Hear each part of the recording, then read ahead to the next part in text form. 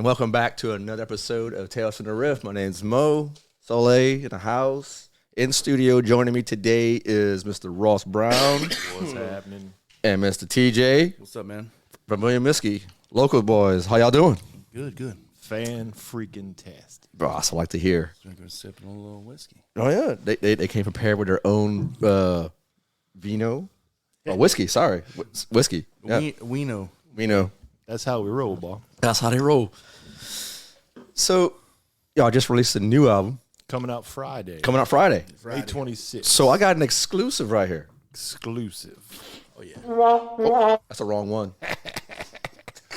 let me do it. That's a fucking exclusive right there. Yeah. Yeah, it comes out Friday, May 26th. We already released 4 singles off of it. We're stoked, man. Yeah. We can't wait to put this thing out. Yeah, I was listening to it before y'all got here. Yeah. And the production on it sounds so good. It's huge, It's man. huge sounding. I mean, y'all had Tommy Buckley on drums. Sure did. And Fucking Dwayne, man. Dwayne, I mean, Engineer extraordinaire. Dude's a wizard. Yeah, the drums are huge, man. it's Big riffs. yes, I was about to say. I mean, it's a very riff laden album from what I was listening to. But we'll come back to the more about the release. I like to y'all know how this goes, man. I like to get y'all stories, and see how everything came about between y'all two guys and the rest of the band. So It's been a journey, man. whoever wants to go first. You can go. Don't matter. Yeah. I don't know where to start, man. Shit. Well, let's talk about from whenever you were a kid, man, and what made you feel like you need to play this kind of music? Some of the influences and I guess it all started when I picked up the guitar. Probably heard, In Flames and Pantera back then. Once I heard Vocal Display of Power, that was it, man. yeah. It's just a punch to the face, Growing up out the country, listening to Zydeco and grew up on country music. So when I got to hear that kind of stuff, it just changed everything. Now, where about were you living in? So I grew up down the Burbridge Highway. Long Bridge. That's where I'm from. Okay. I don't know if you know what it is. I'm not familiar a whole lot with Burbridge area and all that. So I grew up in the cut, man. Okay. In the back. In the back there. Yeah, a little farm, In the Fan Falls. I still say it to this day. So, I live by Circle K, right? Yeah. And I still tell my wife, hey, I'm going to town. You want something? I say the same thing, dude. Say the same thing. And my wife is like, we live right here off of Barrett. Why you say? I'm like, dude, look, I grew up in Delcom. That's how I grew up, man. Okay. I'm sorry. Don't be. I some game changing. I learned everything I learned from the streets of Delcom. TJ, come on. You know my sister. I do. Did you know my brother, Timmy? Probably not. He was he younger than Bobby? Yeah, he's a little younger. That's why. He did pass. He was 22, I think, when he passed. I was like a teenager. I was like 15 or something. That's wild, man. Yeah. And my older brother, Jude. And remember, yeah, I know Jude. Son of a bitch. he's a wild-ass dude. Yes, he is. Yeah, Delcom. He always had my back, though. I can tell you that. He's somebody you want to have in a fight. That's for damn sure. Yep. I was just talking to my mom, a couple days ago, who was talking about, the record coming out. And she had a story about they bought me a 412 Marshall, right, cabinet. And that's when shit really changed. So they went to town, right? So I was at the house by myself. I had that Marshall cranked up as loud as I could get it, right? I was playing out in the hallway. And she's like, what the hell are you doing? It's too loud. I can't be in there. It was funny. Not much has changed since then. Yeah. Except he wants to be in there when it's too loud. Yeah. Just bigger stacks and bigger amps now. I understand. More wattage. You're sitting next to my little Rick Jr. there. I like it. Thank you. Hell yeah. And no one told me, I always say this, but no one told me whenever I started playing guitar just 4 years ago that I'd be obsessed with adding more guitars, more gear. It's like a nonstop quest. Yeah. Anybody who's my Facebook friend knows the struggle of my guitar collection. Gear slut. Yeah. It's all changed though. I've slowed down some. Ever since finding Reverend guitars, man, I don't even want any more guitars. Yeah. But I do have 30 or some shit. It's stupid. You want to buy one? I got some for you. No, I'm good. I'm okay. I'm okay with the few I got right there. My Reverends and Orange Amps, man, that's where it's at for me. Mm-hmm. It's just nasty. So over the years, so you about what? How old were you when you listened to Pantera for the first time? About 12 or It was something? probably like 14 or something. Okay. Something like that. Yeah. So we're relatively the same age, you and I. Yeah, I'm about to be 40. Oh, yeah. I'm pushing on it. Yeah. Coming 43, up man. 43 right here. And here we are still doing it, man. Still doing it? Still doing it. And so what were the influences to really like get you, spearheading Vermilion Whiskey here? Like what were like some major guitar influences? Because I mean, it's very soulful, as much it is riff laden. Yeah. Well, we've always been a guitar driven band, Mm-hmm. like from the start, right? Like me and our ex guitar player Carl. I don't know if you would Carl Stevens. Shout out to Carl. Yeah.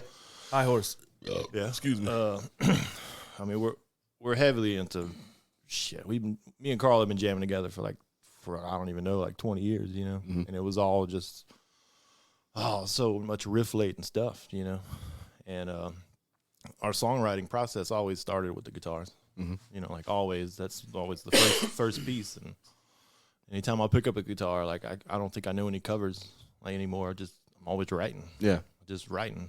Here we got a riff, and that's how it all starts. Yeah, that's good to know because I do know some songs. Yeah. But I like to cherry pick the riffs. Yeah, I'll just play the shit out of them. It's like an affliction, man. I Like can play the intro riff to this song, and that's about it. That's it. it's like anytime I pick up the guitar, I'm writing music. It's just what I do. Mm-hmm. Even if this band goes away or whatever, I'm just always going to be writing music. It's what I do. Yep. It's just part of me. It's hard to. It's like style and influences, man. That's a tough one. I mean, but I say for VW, what we do is kind of a mix of a lot of stuff, right? Yeah. But where we settle in the middle is kind of our own take on classic rock, Yeah. mixed in with our own southern sludgy kind of shit, Mm-hmm. It works. Yep. Yeah, I mean, it got a huge fan base and everything. I dude. think it's a good mix of just all of our influences kind of together. Yeah. And we try to offer a little something for everybody. We got, them good old, what I call good old boy rock songs, like Get Down and shit. And then, we got some that have that heavier sludge element to it that gets your head banging. Yeah, when I saw y'all open up for Crowbar, man, there was definitely a lot of songs that were definitely got the head moving, and you can't help but just like stomp your feet and be like, that's the point, man. If it gets us moving, we're like, okay, we got something good here. It's gonna get everybody else moving. mm-hmm. That's the whole point. If we don't like it, and we don't think anybody else is gonna like it. Yeah, shout out to Crowbar.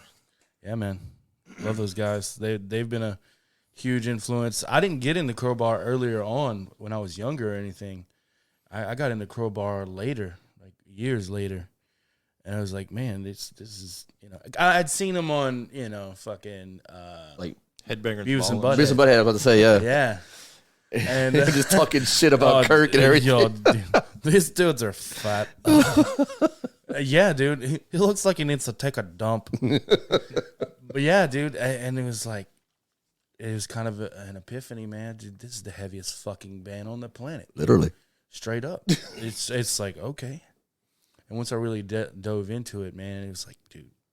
We played a show at Southport with them for their 20th anniversary. Right. Oddfellows Rest. So that was a huge honor for us. It was the biggest show I've played in my life. Oh, It I was love that fucking album amazing. so much. I do too.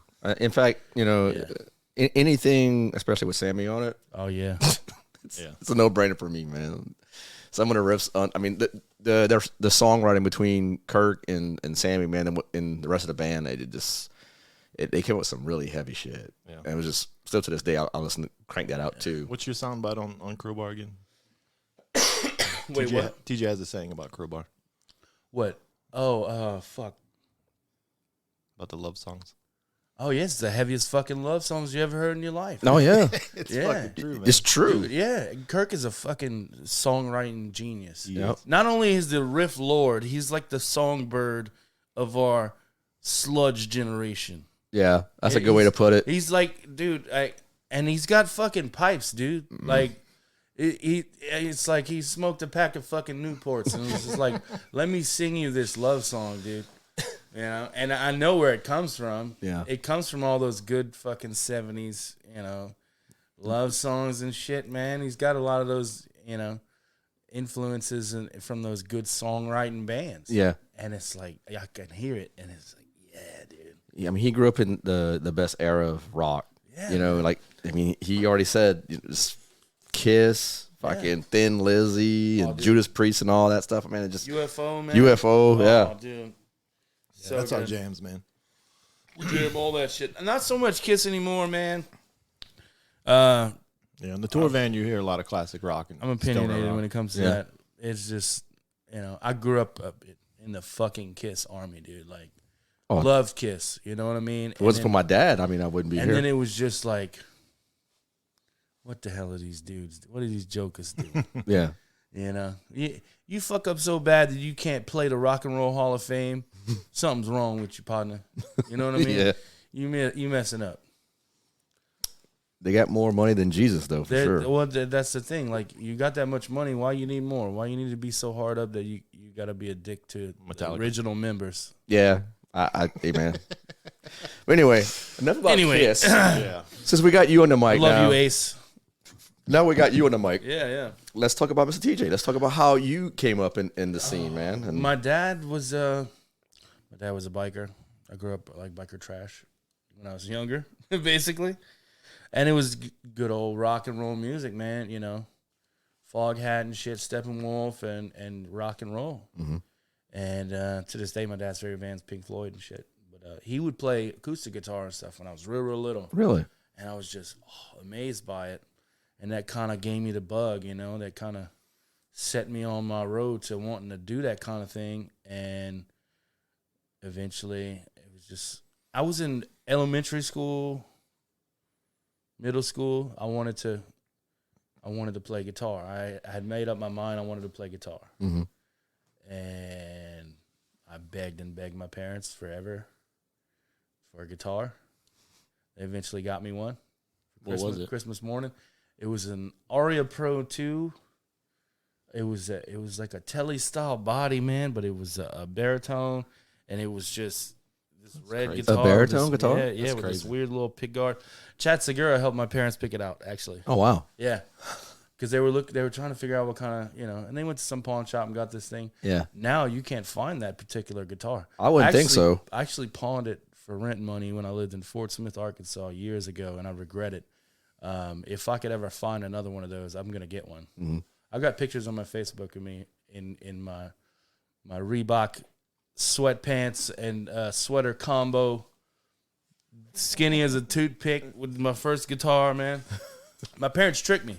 They gave me a plastic toy guitar because they knew I wanted a guitar With bad, like man. nylon strings. And No, everything. with the buttons. You push the Oh, button and it does shit. like a Okay. There's a little, and I was so pissed, dude. I went in my room, and my brother came. He's like, "Oh, Mom said you gotta come out here now, man.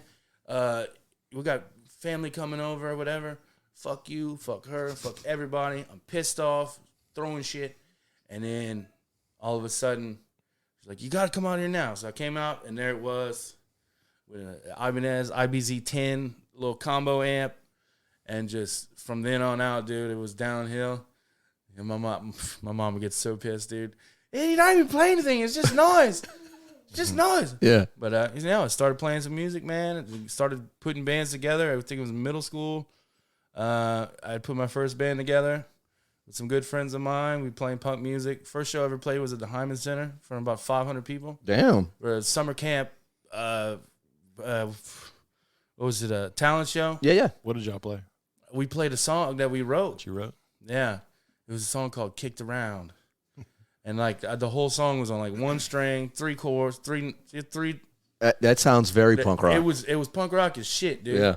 And look, this is back then when Destiny's Child was that song Survivor was the hit, right? Of the time. And you had like every other school, every other summer camp, they had a group of teenage girls Doing Destiny's Child in all camo.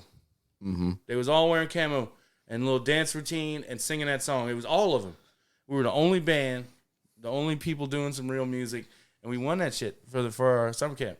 fucking right. It was great. I have it somewhere on VHS tape. I don't even know where it is. You need to find it, and we'll stream that shit. It's so embarrassing. It's gonna be great. But yeah, that we were banging our fucking heads on the Coke machine in the back, dude, because we were so nervous.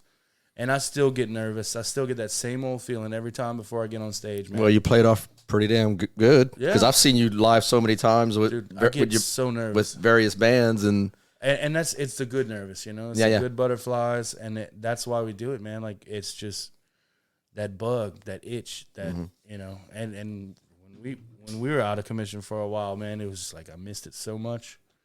You know, I wanted it back. Whenever Almore shut down, it was just like, what am I doing? Yeah, you get back after it. Need to do something. Right, painful. It's painful, man. It's like losing your best friend. Yeah. TJ wrote a song about it, Atrophy. That's what. I love that song. I was jamming that one. In fact, I was listening to Atrophy. Did y'all release that one first, right? From this new album? No, second third? one. Okay, Yeah. I don't remember. It was a really good song though. Yeah. Who are you? Where'd you come from? Are you here to stay? Do you know my name? It's like you meet somebody new. You're at a show or something. You're like, who are you? You know, where'd you come from? Are you here to stay? Do you know my name? Do you know who I am? Right. That song is just nasty. Am I still relevant? Am I still a thing? Because I've been out of the game been down so long. Kept away from all this. Almost forgot how it felt. Brought back with a kiss. You know, it's just beautiful. Now you know my name. Now I'm here to stay. Now you know my name. There you go. I'm showing you why I'm still here. Why I'm still doing this shit. You know, we came here to put our dick back on the table because it was gone for a little while. So you don't put the actual dick on no, my table? not on your. No, I wouldn't deface your property like that, sir. No, we're back. That's we're good, back, man. Hell yeah. We're out of commission and we're back.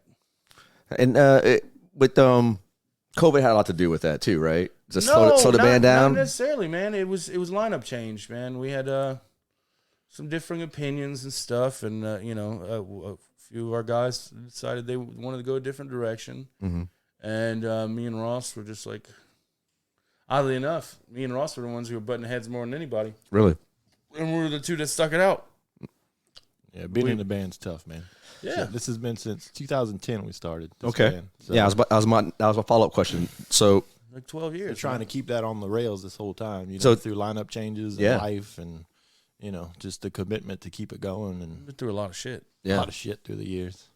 And the fact that y'all keep it going, I mean, the release, they look so damn, the product is, just, it's amazing. We put a lot of work into this one. Yeah, the art, man. From everything, like the marketing, the Yada, man. It's really awesome. I really appreciate this. For giving me these 2 copies here. We gave you the CD, but wait till you get your hands on that vinyl, man. The vinyl looks get you one of those. The vinyl looks amazing. I saw y'all posted it's like a red splatter or something like that. Yeah, we have like 5 different colors. Yeah. Yeah. Wow. Yeah. It's gorgeous. How who's pressing that for y'all? New Orleans Record Press. Okay. Yeah, New Orleans Record Press. Yeah, they're great. They man, because I remember again going back to the COVID times, man. Like everyone was having issues pressing out their music. When I had started looking at pressing, I hit up a few people, and a lot of people just over a year to get it, and they wouldn't even take new clients, because they were only working with the labels they were working with. So, and I had found out about New Orleans Record Press from Ben Michon in Chemical City Rebels. He had pressed one, and then I found out later that Radiant Knife presses with him. Yep, they got a new pressing coming out. In July. Excited about that. To hear that monster. Dude, I'm so ready for that. So we went over there, did a little tour of the facility, and man, those guys they were cool so as shit. Killer, man. Cool as shit, man. So we were stoked to just drive down the road to New Orleans and pick up our records, man. And it was quite shipping costs a lot, dude. Yeah, dude. Man. You could chalk that up to like fuel cost and everything, just stupid. And then anything could happen, with these trucks or anything can happen. We got these things coddled and babied in the back of the Bougie Express, man. We're shipping them home. We're gonna ensure their safety. We don't gotta worry about it. So going back to 2010, whoever wants to take this question, you walk me through like the history of Vermilion Whiskey. I'll take it. Go ahead. Yeah, he got that. So, see what happened. What happened was It's all started back in 2010 when I was sitting on my couch, right, and I heard some drums. Mm-hmm. What the hell is that? So I turned the TV off. I'm like, my wife's looking at me like I'm crazy. I run in the backyard like, wow, I hear some drums. Who's playing the drums? And it turns out my neighbor had just moved in a couple of doors down, and they had put a shed in the back of their house, right? So they took the fence down in the backyard. I ain't never met this guy yet. I just walked into the backyard at like 10 o'clock at night and was like, hey, man, what are y'all doing? Y'all playing drums? What are y'all doing? And that was our first drummer, Mr. Dave Thomas. Like Wendy's? Yeah. Well, I used to call him Hot and Juicy. Dave Hot and Juicy Thomas. I love it. Yeah, shout out to Dave. We're still good friends with Dave. Love Dave. Yeah, great guy. And he recorded drums on 10 South, our first record. So, we just started jamming, hanging out. It was nothing serious. Mm-hmm. We were just covering some shit. We played like some Rainbow and all kind of old classic rock. We was just getting drunk, jamming. That's about all we was doing. And that's when I brought in Carl to just jam with us, and then we started writing some songs. And then so we pretty much wrote 10 South, our first record, and then we played a few shows around with a couple different singers, but nothing too serious. I remember our first big show was like at Grant Street, right? Mm-hmm. And we played for like an hour and a half or something fucking stupid. Damn. And the sound guys like gave us some good advice back then. That was like, what the fuck are y'all doing, man? Y'all playing too long. What the fuck are y'all doing? And it was not good. Anyway, so we and then shortly thereafter we found TJ. Mm-hmm. He came in, tried out on vocals, and that was it was immediate. I was in a band called Artemis back before then, and we played Sadie's and Renaissance and shit back in the day. I can't remember how we got in touch with you. I don't remember. It was Baby Don. Okay. It was Seth Thibodeau. Okay. It was a guitar player from that band that I was in, and I guess he had auditioned for you guys for Vermilion Whiskey. Yeah, he did. Yeah, he did. And he did his thing or whatever. I'm not gonna go. He plays guitar for a reason. He's not a singer. And he come pick me up and brought me. He's like, there's this band, man. You want to check them out? You want to try out for them? And I had seen him. I saw him at that show at Grant Street opening for Exhorter. Didn't think much of it. You know? And I didn't hear from him or anything again. And I didn't. And then Seth was like, hey, man, you want to try out for this band on vocals and shit? And I was like, yeah, I'll check it out, man. Yeah. We pretty much had the first record written when he came in. Vocally, like lyrically, it was already done. Came in there, man, and I came in as the other dude was walking out. Yeah, and it was like, okay, this is cool, man, and they dug it. So it was like, all right. Our first show was back at the Wild Salmon. Wild Salmon, man, I missed. I remember that place, man. Rest in peace, Wild Salmon. Yeah, rest in peace. We had a lot of good times there. Yeah, dude, we played all kind of Sabbath. I had a lot and of shit. dark times in there. We played a lot of Sabbath in there, man. Got some old video somewhere of that shit. Oh yeah, dude. There's on YouTube. Which Sabbath tracks y'all would play? We played Sabracadabra. Oh yeah. But it was the Metallica cover version, which was like a blend of a National Acrobat and what was the other one? Anyway, we played some Dio. Yeah. Used to play some of that and play some Stones. Yeah. I love National Acrobat, man. That's like one of my favorite all-time Sabbath riffs. Oh man. That shit slam. Mm-hmm. Yeah, dude. Yeah, we used to play a lot of covers back then, but it's just getting the feel, getting our roots in there, man. And then we put that first album together. That was 2013, late August. Was the release of 10 South at the station. Yeah, that's what it was. I think I was there for that. Probably so. Probably. So it's with Cheetah Pipe. Yes. Yeah. Yeah, we got a show coming up, and White Light was on that one. Yeah, White Light Cemetery. So we got a show coming up in August. I think I want to brand it as like our 10-year anniversary show. That's pretty much what it is. Yeah. Pretty much. Yeah. Yeah. And then more lineup changes. The drummer left, and then that's when we found old Buck Nasty. Buck Andrus, man. Buck Nasty. Buck laid it down for us for many years. I guess about 5 years he was with us. Mm-hmm. Oh, we changed the bass player first, though. Yep. Yeah, we got Jeremy Foray on the bass for a little while. After old Bruce. Old Bruce. Yeah, that dude. Chill, man. Yeah, a few bass players, and then Jeremy Foray. And then he left, and that's when we had the Salzman Express. Yeah. The Salzman Express, man. John O. coming through with the white van with the AC unit in the back. Yeah, we still love those guys. We don't keep in touch with them, but we don't hold a grudge, man. It just didn't work out. Those guys. Yeah. And then that was 2008, 17. Jono's with he's with High Horse with Carl. Okay. And his brother.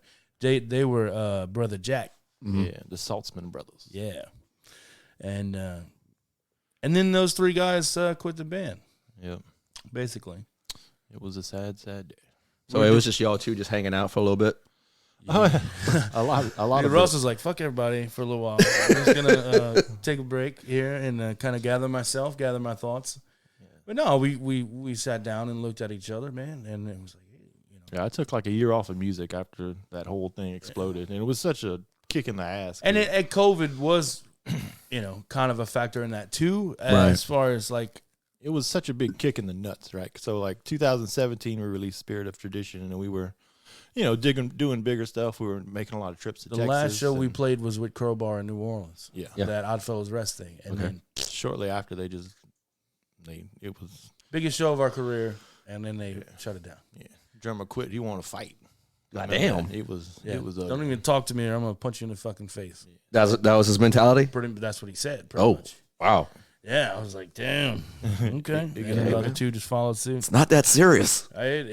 Sometimes apparently it was. It is that serious. Being in a band with somebody for 5 years, I mean, it was a lot of other putting your heart and soul into something, man. Other shit, Yeah. And I just took a year off. Like, fuck this. Do I want to keep going? Are we gonna do this? We talked to each other about it. And we're like, hey, look, we got thousands of dollars of merch. We got a name and a brand we built for ourselves, man. Yeah. We're. Are we still on top of our game right now? Mm-hmm. You know what I mean? Does this mess us up? Yeah. Lot of how do you self-reflection and like gut checks. Yeah. How do you bounce back from that? Can we be better than what we were? Can And the answer is fuck yeah. And that was the whole thing. Like, if we're gonna do this, I wasn't gonna come back half-assed. Yeah, if we're gonna do it, we're gonna do it balls deep. Oh, we're gonna one up that situation. We're gonna do it better. We kept trying out all these drummers, while we're writing the record, and man, the material was coming out so great, but we having trouble finding a damn drummer. We tried out a bunch of people. Yeah, if you tried out for us, I'm sorry it didn't work out. We tried. We tried all kind of people, man. Yeah, and that's how the whole Tommy Buckley thing came to be. Yeah, I think I'm probably approaching my music playing career the wrong way. Everyone's a guitarist these days, so I need to get me a drum set. Yeah, you do.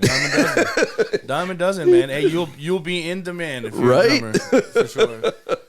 Yeah, so we couldn't find anybody, and we hit up our buddy Patrick Mushmak. Mm-hmm. And we were ready to record, man. The album was done. We were like, we need to get somebody on this. That was the thing. It was like a fight to stay relevant, to stay in the game, and be like, hey, man, this too much time has gone by. We need to get this going now. Strike while the iron's still kind of hot, lukewarm, whatever. Yeah. And like he's saying, man, we found Tommy. And Tommy was like, hell yeah, I'll do it. Pretty much. That's fucking awesome. Yeah, so we mailed him a CD, right? So like Tommy's old school. He's like Walkmans. Right. That's how he got him on deck. Yeah, that's how he does it. Like, I send you the digital. He's like, nah, I don't want that. Send me a CD, man. Like, he has no clue how to mess with He uses a cell phone to talk on the phone. That's what I'm talking about. That's it. That's what I'm talking about. He's got Walkmans in the plastic still, brand new. Like if that one busts, he got another one. Like he ain't playing. Give me he's probably got a bag of AA batteries somewhere and Walkmans, and that's tried and true. That's what he's done forever. Yeah. And that's, hey, if it ain't broke, don't fix it. Yeah. So we mailed him the CD, and I don't know, it wasn't that much longer. He calls me. We had like a long conversation on the phone where he was talking about the songs, and he saw the promise in the material. And that's why he took it on, because I don't know if Tommy's ever done that with another band. He doesn't decide. He gets a lot of offers. Oh yeah, he does. I'm sure. So we felt pretty honored for him to take it on. That was pretty huge. So we drove to New Orleans 4 times and rehearsed with him, right? Mm-hmm. And we just had sent him a CD, right? It was a pretty shitty recording, just like a demo, right? Right. And we show up, we plug in, and we just played the record. There wasn't no bullshit. Yeah. The dude just did his homework. It was just crazy. Like, we just showed up, we would play the album.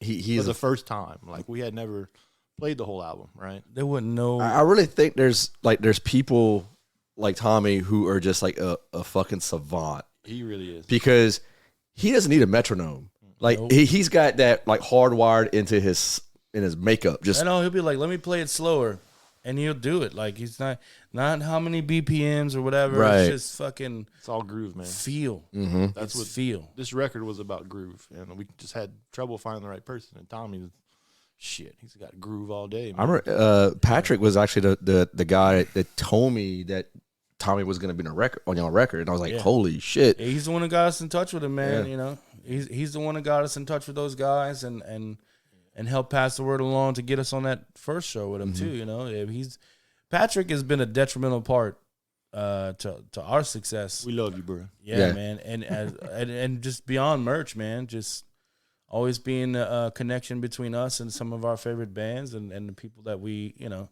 You already know. Oh, yeah, I already know. I mean, I was about to say, man, I'm going to echo your sentiments because you're right there. He's my brother, man. And I love that dude. There's nothing, you know, I would not do for the guy. Yeah. You know, short of murder, of course. Class act, dude. Classic. I probably would. If I knew I could get away with it, I probably would. Yeah, like working with Tommy was just insane. Like you're saying, he's just. So a fun fact about Tommy is like a lot of the Crowbar records, he was telling me this, that he won't actually play the drums until they're in the studio, right? Yeah. So like Kirk will just send him a bunch of guitar riffs, right? Uh-huh. So Tommy will just get high in the bathroom and listen to his Walkman. And he's writing all the drums in his head. Wow. And he may not actually play the drums until they walk into the studio. He told me that the majority of the Soylent Green shit was written that way. I believe he didn't even do it on the drums. That's insane. He played that shit on his knees and shit. And like wrote that shit and then went in there and laid it down. And I'm glad you bring up Soylent Green because like, oh my god. I was listening to Sew Out Secrets and so good. And Deleted Symphony. And man, like the drumming on those two albums are just bruh, there's so many different time signatures he goes in and out of. Yeah. And the fills. Fuck. Those groovy little break. Ding ding ding ding ding. It's like, oh shit. Dude, one of my favorite. I need to get in touch with Tommy and get him on this. Yeah, man. I know they've been doing like nonstop touring with Crowbar. They've been pretty busy. Yeah, and he could do it. Be ready for like a 3-hour podcast. Oh yeah, yeah. You get that that's dude one going, thing. He'll bro. talk to you, man. He'll talk to you, all right. I love it. Tell you stories about razor white and shit. Yeah, like fucking. Oh, I love it, dude. I love it. But when we were trying to get some shit done, it was just kind of like, all right. Like in the studio, man. It's oh geez, man. And just like, oh geez, Rick. Yeah. So we did 4 rehearsal sessions, and we just released a bunch of that on YouTube. If you want to check it out, it's pretty cool. It's like we got behind the scenes footage of all that shit, man. Oh, nice. Like so, from the first time walking in the room, you know, we just have all the little rehearsals building up. It's pretty cool to see like how it all came together. You know. Yeah, I'm definitely interested in that. I'm a very behind the scenes dude, man. Cool. Especially episode 4 was my favorite because there was a lot of like banter behind the scenes, like us cracking jokes and laughing. Oh yeah. About hiding the boudin and I mean, it's just funny. Hiding the boudin. Yeah. Sounds sexual and violent. There's a good game we play here in South Louisiana. It's called Hide the Boudin. It's pretty funny, man. Why don't you describe for our audience who's not too familiar with boudin? Because I mean, you make your own meat, don't you? For lack of a better term, bologna. You make bologna and. Yeah. Have you heard about the Bougie Man? I've heard stories. Yeah, I've heard rumors. So that's the whole joke is that he ain't the Rougarou. He ain't a myth, bro. So that's my cousin, Bougie Man Bourgeois. You can check him out. He's on social media. He makes bougie bologna. It's 100% butthole free. That's the kicker, man. It's the best bologna you've ever fucking had. That's a bold statement. It is fucking true. Oscar Mark can suck it. Yeah, ask the people. Oscar can't touch on me. I know. I'm playing. But Patrick, he was like, bro, he's like, this shit's good. Yeah. So that's the whole joke is that the Reverend Brown and the Bougie Man, they've never been in the same room. Mm-hmm. Right. It's like an alter ego kind of like situation. Batman and Bruce Wayne. That's right. That's what's up. Yeah, I mean, he's the Bruce Wayne of the bologna world. Ask people about my meat. So yeah, we just Just pedal. asking. They talking. We're peddling hot riffs and smoked meats. You know, that's our niche. That's our thing. What the fuck? Smoked meats. Yeah, bro. I don't think anyone's uttered that phrase, that term on the podcast with just now. Hey, We was pulling up in the neighborhood. I was like, man, we need to put some bougie signs up. In he this said, I need to neighborhood." put some bougie baloney signs in this neighborhood. Damn. Oh, they bougie up around I'm here. coming trick or treating on Chiss, son. Oh, hey, bro, it gets wild, bro. And like, you know what? I've heard from my neighbors, I got the wildest house during Halloween. They like to flip their wigs whenever I dressed up as Jesus one year. That's a step above River Ranch fuck party, baby. I had women down the street going, "You going too far." I was Too like, much. I was like, he's my hero. Dude, I had an idea yesterday. What's that? You know these little signs you see in everybody's yard that say, Jesus, I trust in you. Yeah. I want to make something that say, Satan, I trust in you. It look exactly the same, but just Baphomet on there and just Satan, I trust in you. I'd probably make a killing. We were, my wife and I was in, That boy needs Jesus. we were, my wife and I were in some traffic. milk. We were on Kali Saloon somewhere, and this gentleman had a truck. I mean, he was big religious fanatic, you know, and he had tried Jesus question like have you tried Jesus Tried question mark? Jesus? And I was like, I've tried Jesus. He's okay, but have you tried Satan? Try a little bit of that. Try a little bit of that devil like that. There's been a few shows we were settling bologna at our merch table. It's pretty funny. God damn it! I wasn't at one of them apparently because I would have bought some shit. Oh, Man. yeah. I get hungry at them shows. I can't keep it, man. I make last batch I made 180 pounds of bologna, cuz. Damn. And it was gone in like 2 days, bro. Oh, yeah. This shit's crazy. Yeah. It's like hotcakes, man. I never would have thought. The dude's going to retire on baloney. I'm gonna try. Right. I'm telling you. Everyone needs a side hustle these days. You know. Oh, definitely. Oh yeah. I'm not ready to quit my job just yet. I need to all buy this record and maybe I could do this baloney thing for real. Hell yeah. And I love Help him picks. follow his baloney dreams. Oh yeah. Those are in-tune guitar picks, man. Dude, these are nice. The white one right there with the Skull de Lee on there, that's the ones I use. I think. TJ's right there. That's about my thickness, boy. Look, check it out. That's the Skull de Lee. Skull de Skull de Lee. Lee. We had that made, the design made for, I forget what year it was. That was right before Spirit of Tradition. Yeah, it was. I had been trying to come up with a fleur de lis, right? Yeah. With some terrible Photoshop skills, and it always came out pretty janky. And we had our buddy Mike Calhoun, who did the artwork for Spirit of Tradition right there. And he ended up making our VW emblem, right? Like the one that's on that sticker right there. Mm-hmm. And if you look at the front of the record, the Skull de Lis is on it, on the necklace. Yeah. Yep, the necklace, yeah. So it's always in the artwork. I really love the artwork, man. So like on the new record, there's Mike's the great. Skull de Lis on the front too. The pile of old amps and guitars and stuff too on the back is just great. It's like a graveyard. Yes. So on the new record, on the shield in the back. One of the first things I saw, it was like maybe, if not last year, maybe 2 years ago. Y'all recorded a live video, and y'all had stacks with the fleur de lis. It was instead of saying what was it? Instead of saying Marshall, It said whiskey. it said whiskey. Yeah, I was like, dude, that's fucking clever. Yeah. That's fucking awesome. That's my whiskey cabs. Oh man, those look badass. Mojo man. Tone, man. Shout out to Mojo Tone Cabs, yeah. man. They're great. Oh yeah. Our backline is Ridiculous. Type of Now speakers. we got those worshiper cabs, man. Oh man, like our full bass sound is just, man. So let's change direction. Let's talk about some gear, man. Because How much time you got, T? How Oh, much dude, time, I bro? got all the time for gear, bro. Yeah. So What type of speakers you like playing with? So I always had my Marshall 1968. Like that was always my favorite cab. You know, and I love my orange amps, but honestly, I'm not a big fan of orange cabins. Yeah.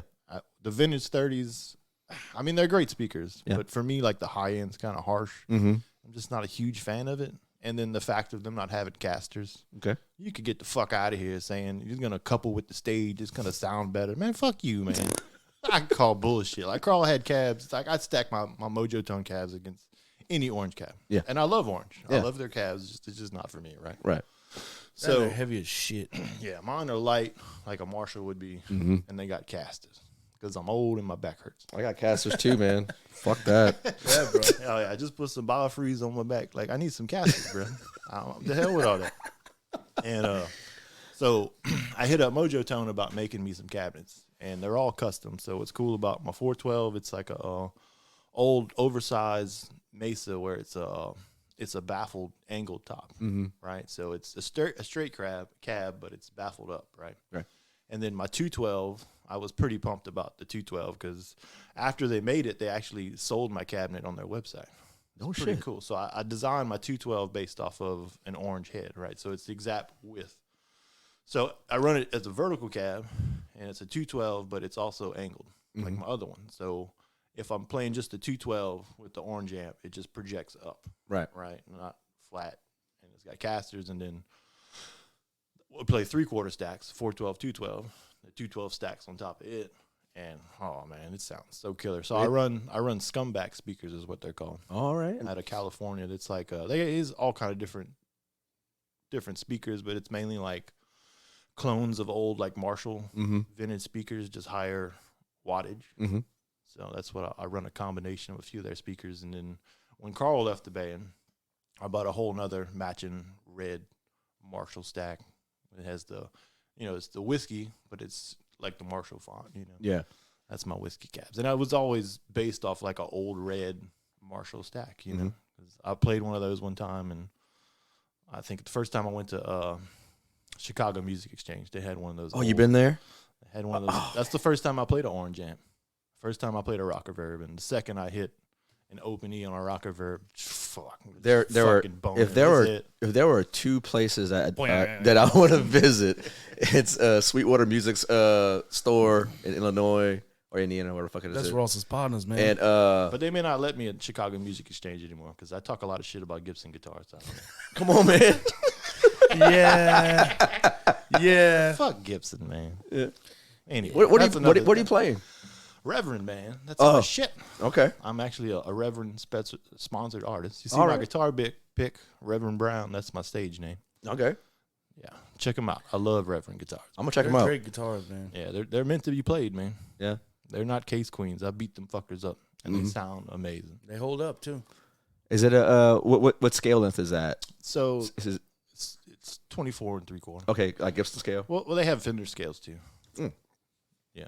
I'm definitely the Fender scale. Like I started out playing the 24 3/4, and man, I don't know, played my first Jackson because of Bert. Bert was like, dude, you did get a Jackson. I was like, okay. Like I don't. And I really played get, it. And I was like, damn, I like I that. don't get hung up on scale lengths or like neck sizes. I got so many guitars, so like Yeah. it really I never doesn't played a Jackson that doesn't bother me. But like since I found Reverend, man, that was it, man. Like so, my main two guitars have turned into my V's, my Volcanoes. Yeah. So they don't make the Volcano anymore because of fucking Gibson. God damn it. Yeah, all They sued him? They sued They- everybody. yeah, I know. It's a bunch of venture capitalist fucks now. Oh yeah. Anyway, I'll get off that tangent. But fuck Gibson.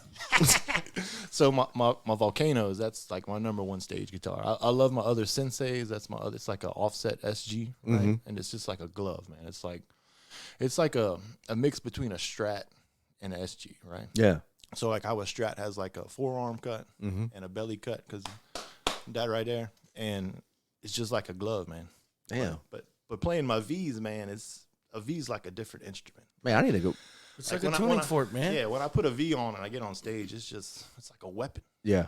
You know, I got an ESP Arrow, so I know, bro. Oh, now you're speaking my language, player. I got a lot of ESPs, man. Before Reverend, like it was ESPs. Yeah. TJ plays my Viper. That's a bad fucking. Yeah, I'm I love in that love guitar. with it. I'm in love with it. Like one day I'm gonna buy it from Ross. It's gonna happen one of these days. Yeah. So that says a lot. Like I have a good bit of ESP made in Japan.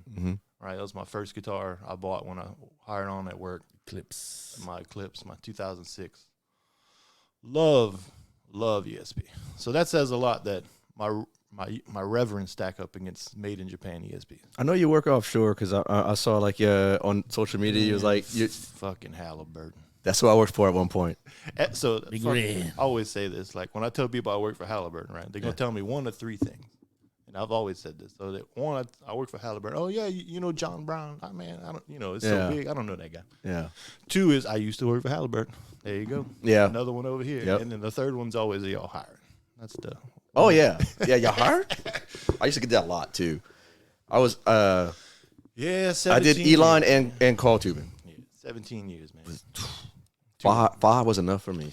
But it's a means to an end, and it a lot. So the main reason I still do my job is because of the time off. Yeah. So I work a set schedule. Oh, good for you. So I can still play music, man. Yeah. In call tubing, we had no schedule. We had on paper it was Exactly. 15 and 6. Oh yeah. But So then in my line of work, call tubing is a curse word. Yeah. So I cement is what I do. Oh yeah. So if I'm cementing through call tubing, it's not a good day. No. It's not. Yeah. So Lord knows I wanted to jump ship from call tubing to setting Packers. yeah, it's a good job. That's But the but then again, no schedule. yeah. That's the Yeah, reason. that's the thing. I was like, man, you know what? If I don't have a schedule, I'd rather have some money in my pocket than not have no schedule. That's the main reason I still do what I do, because the time off, man. I can still play shows, Hell yeah. live my passion, Fucking right. Because I don't want to wake up when I'm freaking 60 years old with 2 busted ass knees from working on the rigs my whole life and be like, oh, what happened? Where'd the time go? Right. And that's why, we decided to do this record. Mm-hmm. You only get one chance, man. After VW, I don't know if I'd put this amount of time and work into something like this. I'm still going to play music, but Yeah. we've really been trying to take it to the next level, And we're trying to go on tour. We're trying to do this shit for real, man. Yeah. European exposure. Yeah, for real.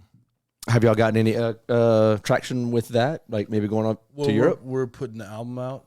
We're distributing the vinyl through Cosmic Artifacts and the CDs too, I believe. Right? Okay. Yeah, we Cosmic Artifacts in Germany. So we got a little bit of European distribution that way.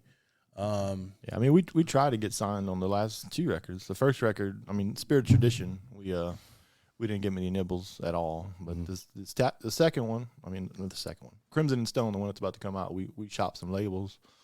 We tried. We had a few little nibbles, even some European labels, but they were pretty small, and most of the labels you put up money. You know? Yeah. Why am I going to put up money to put out my Yeah, record? we're already spending, Yeah. And then the PR aspect, we dropped a bunch of money on PR with a PR company.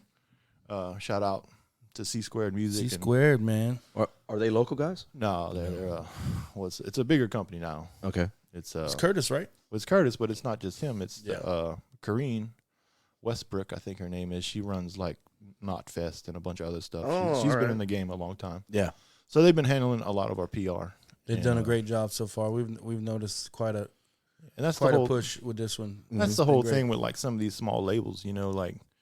Sure, we could sign with them, but there's more benefit to us. We control everything. Yeah.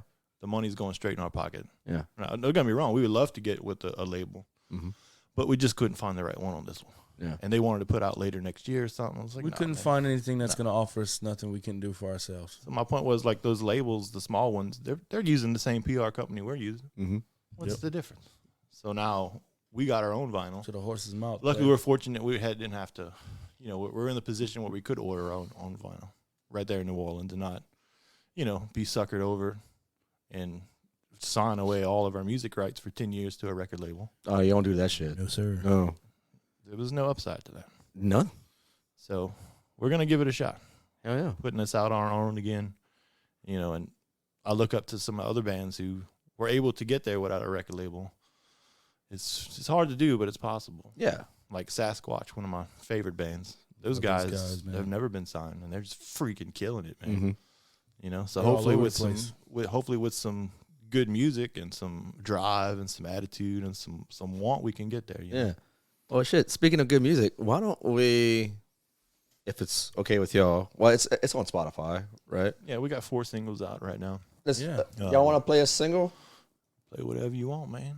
All right. We got 4 to choose from, man. Pick one. I know. So I was. We got a new music video coming Tuesday. Confidence. That's the big single on the record, and man, these singles are really great. But we got.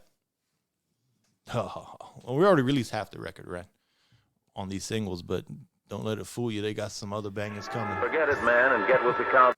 Whoa. Forget it, man. Get with the countdown. I love that shit. Well, shit. That was a start, and here we're gonna Confidence. we're gonna go out with confidence right here. There we go. Down. Shake this square world and blast off for Kicksville.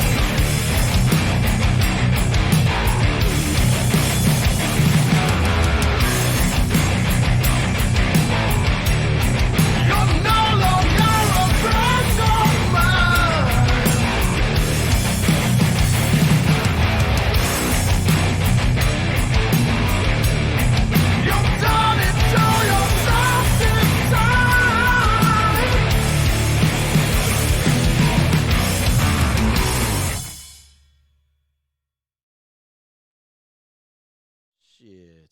There it is. There it is. Oh, that's nasty. Man. That was just like you said. It was nasty, but in a good way, in the best of ways. Like I remember the day I wrote that riff. I wrote that intro riff, and it's so hard. Like in this style of music, we get lumped into stoner rock, Mm-hmm. and it's all just like drop tuning, Yeah.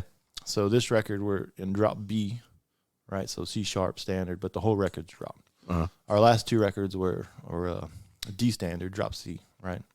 And when Carl left, I pretty much write most of the down tune stuff, right? Mm-hmm. So like this record was all down tuned. So it's kind of hard to write like interesting new riffs in that tuning sometimes because it's easy to get in a box. Yes. You know? Yes.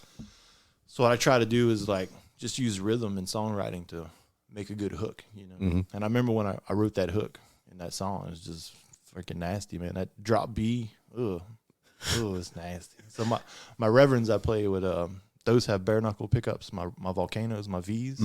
So I have some P90s. Oh yeah. In those with my orange amp and freaking drop B is that's the. Do you have any kind of overdrives or anything pushing those? No. It's just all the head. That's it, dude. Well, nice. I say that. So there is one secret tool in my toolbox I use a lot. Well, if you don't want to give away the secret sauce, you don't have to. No, shout out to my boy Eric Calvert. I don't know if you follow Frost Giant Electronics. Yes, yeah. So I have like all of his pedals. Nice. That's my partner. Switchblade Jesus, and he's got a new death metal project called Throat Locust. You should check that out. Okay. Down in Corpus Christi. Shout out to my boy. And, you know, man, I love rats. Oh, I love rats. You like rats? I got like every kind of rat pedal there is, man. No shit. And, you know, I really like the sound of it, but like on the record, there's probably not much of that. I don't put it live, but one of Eric's pedals called the Yama. So it's like a boost, right? And for years, I've been using an EQ in my effects loop, like for years, right? It just gives a little extra character. I use it for like a solo boost. And like a 6-band, 10-band EQ? Yeah, I played with an MXR for years. Okay. Or like other shit. I had bought like the new Boss M200, I mean the EQ 200, like all the fucking faders and shit. It was too much, man. So like I played through like a stereo rig, and I had got that Boss EQ to run 2 signals out, right? That 2 EQs and the effects loops. It was just too much shit going on. What I love about the Yama, it's 2 buttons, 2 knobs. That's it. Yeah. And one I find just gives me more gain when I want it, just a little more, a little high end crunch, right? Yeah. And the other one's like bass chunk, and it's always on. Like that's just my shit. Fucking right. Yeah, Almost great. yeah. So that's the guitar rig. It's all stereo. Normally it's a rocker verb and a thunder verb in stereo, or I use the Crush amps a lot. Those are still great. Especially with that Yama and the effects loop. Workhorses, man. I'm telling you, man, that thing is just stupid. Yeah. But on the record, I re-recorded with the Quad Cortex. I got one of those. It is freaking amazing. Yeah, they are. So, like, I love my amps. Like, I don't want to play the Quad Cortex live, but if you look at our rig where it's 2 3/4 stacks, right? Yeah, yeah. In order to mic that and not experience a lot of phase issues, man, the Quad Cortex was the shit. But on the record, I did capture my amps in my pedals, right? And that's the sound that it all came to be. And then our bass rig is freaking stupid. Oh, yeah. You ever heard of Worshipper? Yeah. Yeah. So I have 2 Worshipper cabs. And I started out on, it was based off the old Mesa, what was it called? Powerhouse series? Yeah. So it was 115 and 410 in one cabinet. That was the inspiration for that cabinet. So I got that cabinet, but I also got a 215, 210. And that each one of those can probably handle 1,600 watts, if not 2,000 with one cabinet. So we have 2 of these fuckers. Damn. Running 2 amps. Pressure. 2 amps. We're pushing some air. Oh, And Jason loves it. it's stupid. Especially when he's like that. Just Like crazy. It's kind of counterintuitive. Like if we're playing like a small joint, like the Boom Boom Room or something, like I like playing the big amps, the big tube amps, because it's not so much volume. It's just about air. Like you're going to feel that rig in your chest. Yeah. It's just having the headroom, right? It's not about being loud. Like when I played a 50 watt rocker verb for like a decade. Love that amp, but just didn't have the headroom, man. And going to 100 watt, like I had got my dB meter out. And I was like, oh, let's see if there's a difference. Man, there's no difference.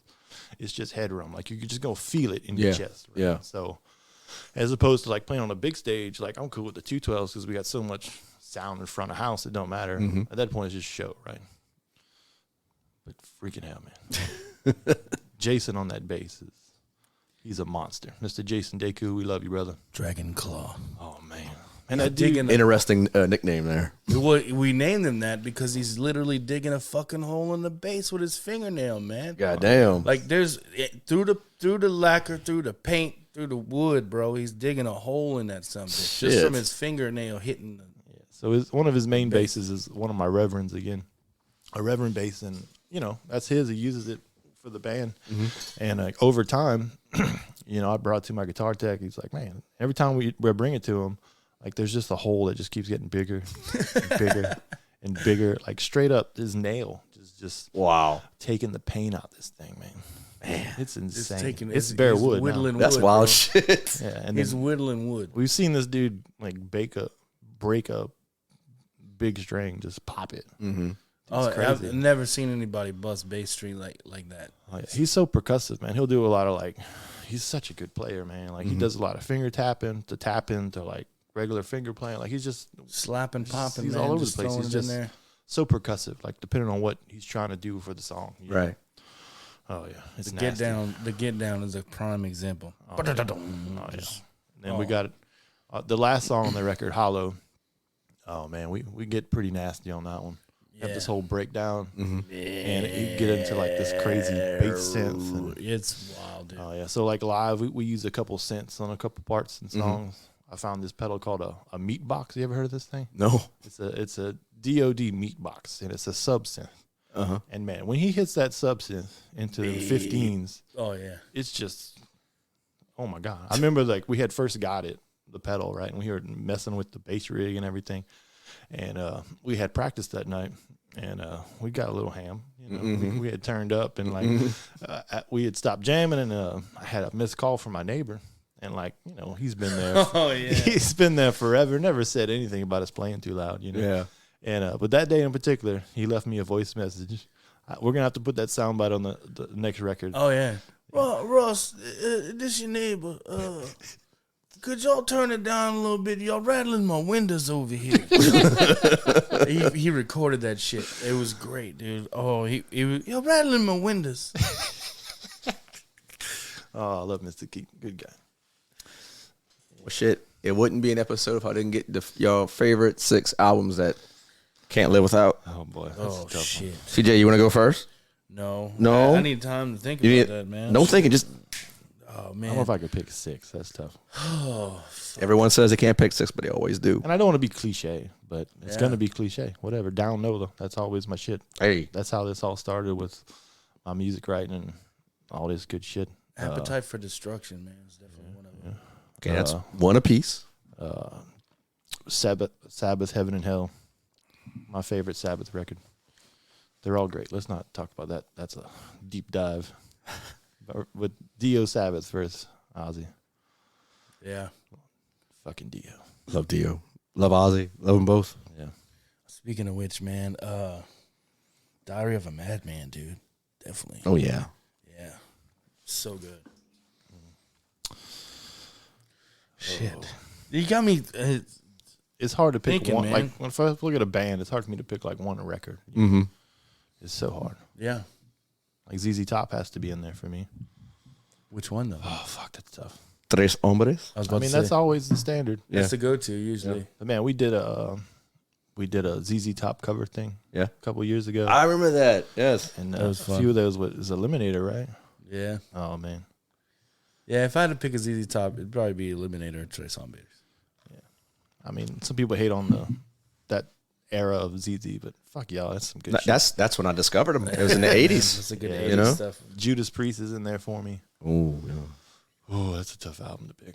I mean, I guess Vengeance. Vengeance is really good. Yeah. So that's 4 for you. Oh, man. I'll drink some more whiskey there too. Yeah, shit. It's tough, man, because That's like I love so many bands and so many albums. It's like you said. Knowing TJ as good as I do, I think Thin Lizzy needs to be in one of those. Oh yeah. Oh, yeah? Oh, TJ is a definitely. big Tin Thin Lizzy Lizzy. is and don't ask me to pick one album because I love them all. Mm-hmm. Definitely. Yeah. Man, when he does Still in Love with You live in Dublin, dude. Oh, man. Shit. I'll get the free songs. Just think about it, man. And that's the goose flesh for those of you who are not from Louisiana. The goose pimples, man.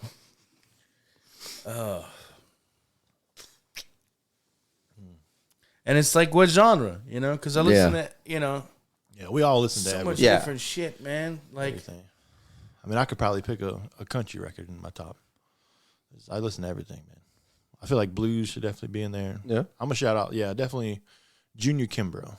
That's a deep cut right there. That sounds very deep. You know Junior? No. Oh, you need to know. Junior. See, the thing is, you know Junior. You just don't know you know Junior. Oh, okay.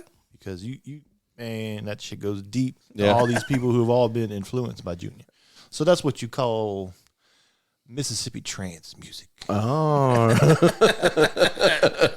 For real. Like, man, I have to send you a record. Like, the Black Keys did a really good cover record of them, and Buddy Guy did a really good cover record of Junior. It's really crazy, like, the songwriting, because it's just like one riff that, like, loops. Really? Yeah. And it's just, wow, it's some good stuff, bro. I was jamming some Junior this morning. Hell yeah. Like, I got a song I've been working on that my whole inspiration is Junior for that one. Damn. Let's see. What else? I guess come on, T. T's slacking right now. I'm thinking, man. I guess I'm up to 5 now. I think, yeah. The next one, I guess I'm gonna say Sasquatch. Sasquatch it is. That's tough. I mean, it's So Confidence, the track we just played. Like, when I first wrote that song, we had, I didn't have the lyrics yet. He hadn't written it yet, so it was called Rosquatchy or some shit on the whiteboard. Yeah. Did you ever get involved with the lyrics? On the first record, I wrote some stuff, but nah, TJ does all that. Man. Yeah, TJ that's why I still fuck with TJ, because man, this dude is so good, man. Aggression towards evil, man. When he's like, TJ doesn't like come in with a lot of pre-written stuff, you know. A lot of times when you write a song, like, we'll just come up with a riff, And if TJ's feeling inspired, this shit just rolls out of him. Like, just rolls out of him. And that's like the hook, man. Like, Confidence is his cadence, all of it. He's just a great songwriter, man. Yeah, he wrote, Spirit Tradition, and he's the lyrical guy. He's the genius. What do you have going on over there, man? I turned internet on my phone, and now it's fucking going crazy. I'm a Domino's delivery driver. They have a group chat, and it's like blow you up every time you turn it on. Sasquatch Maneuvers. That's my favorite one. That's a work of art, man. Skinless Progression Towards Evil. Kite String, dude. Oh, yeah. All day. I mean, I love them all. Every Soul and Green record ever made. Every Dying Fetus album ever made. Shit. There you go. Dying Fetus is my favorite death metal band on the planet. Because they just go from one tasty riff to another, dude. And it's those breakdowns, man. Breakdowns are fucking nasty. Breakdowns are just, you know what I mean? It's just fucking, ugh. And you just want to bang your head so damn hard. It just goes one. It's like so good. It's so good. Just every riff is just, oh. Yeah, I mean, you should hear just in the van. We're just music fans, Oh, yeah. The whole trip on the tour, we're just talking about music, Pretty much. I have a great little memory. We were coming back from, we were heading back to, we're going to Anton's house. Shout out to Toke Mage, Anton Olsen. We were going back to his house, coming back from playing a show in at Division Brewing in Dallas. And we're listening to fucking Bombay Stereo and shit. Or no, was it on the way home? Yeah. Listening to Bombay Stereo, man. You're getting in the mood for a festival and shit. That's my jam, bro. Oh, that shit jams, dude. Just Spanish. Speaking in Spanish, just electronic music, jamming out. And you got them subs in the van. Oh, we was bumping, bro. You ain't seen the van, have you? No. Oh, I'm gonna go outside. Hey, You in the van now? Yeah, we're gonna give you a little tour of the Bougie Express, man. It's called the Bougie Express. Well, so y'all got anything coming up besides the release next week, right? Oh, we got Friday. We're doing an album release party in Houston. Okay, in Houston. Saturday, we're helping them open up Coral Snake. This is their grand opening weekend with fucking Daikaiju and Eagle Claw. Fuck yeah. You haven't seen Daikaiju, man, get on that shit, because those dudes are wild, bro. Fucking kabuki masks and shit, setting shit on fire, dude. Like, damn. Yeah, Friday. Eagle Claw, man, they're just, Friday, so we're at Black Magic Social Club in Houston with our old school partners, Choke. Yeah, Tracy, man. Shout Tracy out to and them them boys. And our other partners, Mr. Plow. That's going to be killer. Hell yeah. Mr. Plow's great, man. Louder. He talked about Coral Snake in Austin, and then doing a little show again over at False Tavern in San Antonio. We That always shit have is crazy over there, a bro. good time at Faust's Tavern, man. It's Lloyd Smoke Jr., bruh. It's like playing in somebody's living room. No Really? snow, no show. Damn. For real. It's like a tiny little bar. I swear it's about the size of this room. when Wow. you're It's great, though. just set up on the floor in the corner and just go ham. Shit, yes. It's always crazy, man. It's fun, man. It's really fun. It's all Lovecraftian themed and shit. Really? Satanic fucking. Yeah, it's great, man. Yeah, we have a lot of fun over there. I need to get out there. I need to check it out. Shit. And then we got a show coming up June 2nd at Panorama Music House in Lake Charles with Choke. I'm surprised they're letting us rough boys go over there. It's a nice joint. And we got a bunch of other cool shit coming up. We got a little run in July with Big Frank. We haven't announced that yet. Okay. I'm More exclusive. big. We go way back with the Big Frank boys. Oh, That's yeah. my shit. And like the chances for VW and Big Frank to get on the show together is like really hard to do with Yeah. the schedules. So like it's a very rare occurrence that happens. So we're gonna do a show at Mid City Ballroom in Baton Rouge on a Friday, and the Saturday we're gonna go give the Marshall Room a go out in Metri. They've been Red trying to Stick. book us. Yeah, man. We're gonna go throw down in Metri, and then we got some cool shit coming up. Bunch of shit coming up. And then August, we Talking got- about going to Panama and shit at some point. Yeah, August. Damn. August we got them old ghosts coming over from New Orleans. Mm-hmm. Really great band. We're gonna do something with them at the Boom Boom, and we're gonna go play Gossa Gossa with them. Trying to book some other shit. Oh, shit, man. I'm trying to stay out of town a little bit. Yeah, sounds like spread it. out, branch out. Yeah, yeah. Yeah. So shout out to everybody who came to the Get Down Y'all are ride or die, man. for our little music video we shot. I'm working on that right now. It's coming out pretty good. It looks great. Oh yeah, it's gonna be cool. It's coon ass as shit. Oh, I yeah. like Just it. to put it to you that I way. like it. Yeah, it's And that's like the whole lyric video I made. It's just an homage to Louisiana and where we're from. Because I mean, we're Louisiana proud as fuck, man. Mm-hmm. straight up. You know, We like to represent where we're from, man. For sure. You know, we carry it with us with pride everywhere we go, and it plays a huge. I mean, you could see it plays a huge part in what we do. Man, I'm glad y'all guys came over and talking about Oh yeah, the dude. band, everything in between. Oh yeah.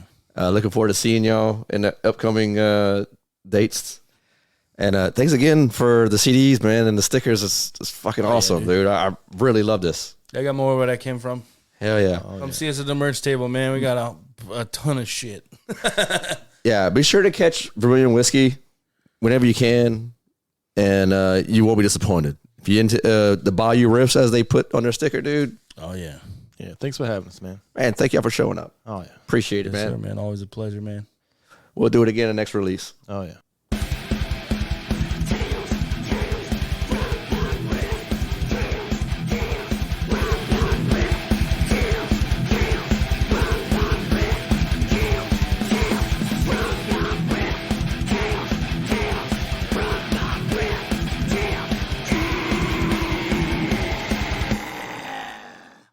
If you would like to be a guest on Tales from the Riff, email mo at talesfromtheriff.org.